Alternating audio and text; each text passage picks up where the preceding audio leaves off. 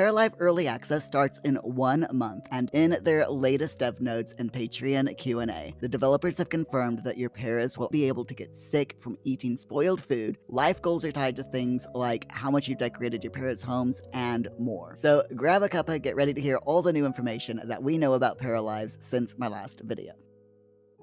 Right now, the size of the game is sitting at about 7 gigs, but that's going to go up a bit once they add all the voice acting audio, so now is the time to make sure that you have enough hard drive space before early access. Personally, I would aim for triple that amount, for 21 gigs, to err on the side of caution because they're going to be constantly updating the game as it progresses through early access, so you'll want to make sure that you have enough hard drive space. Here's something really important that the developers clarified. They don't want to give us the bones of features. They still want us to be able to actually try out each system and see the potential for where it's going, even if some content is still missing or needs balancing. I really appreciate that approach because it means we're getting something substantial to play with, not just a bare bones demo. They're also updating the Steam page in all languages to be super clear about what exactly will and will not be available on day one, so things like cars, pets, all of that will be clearly outlined.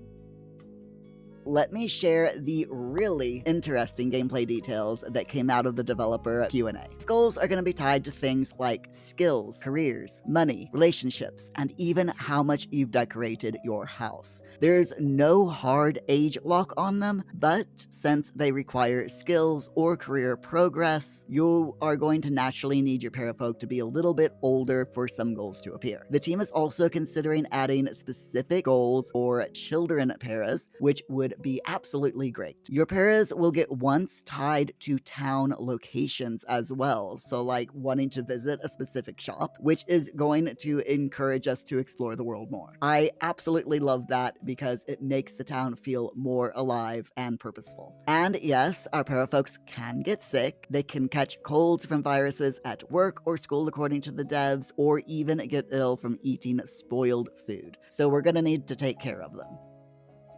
So what has the team been working on to get ready for this launch? They are fully into crunch mode right now, finishing up content and squashing bugs left and right. On the content side, we're getting tons of new stuff for the Paramaker, including new clothing, accessories, and 3 gorgeous new hairstyles, including this long wavy side part and a long straight clip back style that I am absolutely obsessed with. Build mode is getting loads of new furniture and objects as well. But what's really cool is they've been creating all of these new interactions and animations for our parafolks. Here is a fun detail for you. Each para is going to have their own unique idle animation that reflects their personality. How cool is that?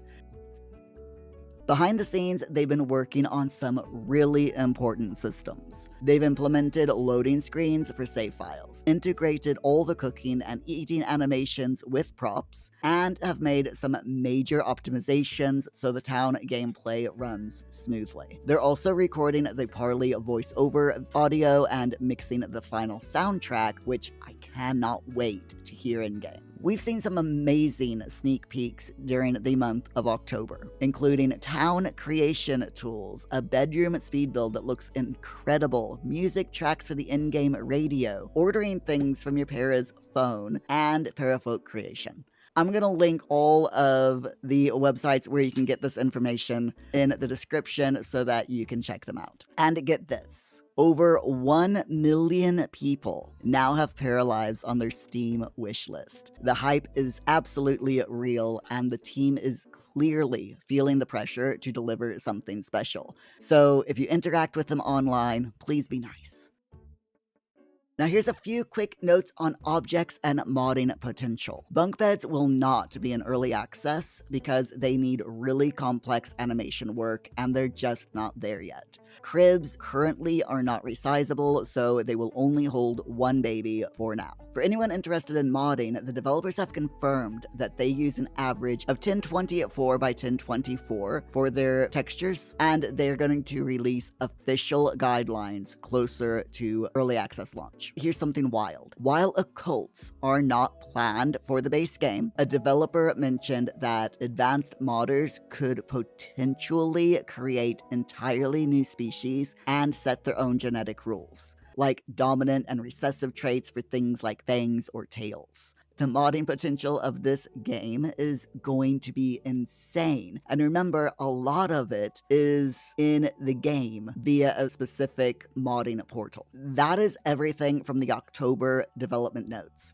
The team is clearly putting these final touches on the game, and December 8th cannot come fast enough. What feature are you most excited to try out in Paralives? Are you going to go straight into building? Are you going to create a bunch of parafolk in the game? Are you looking forward to exploring the town? Let me know in the comments because I love hearing what you are all hyped about.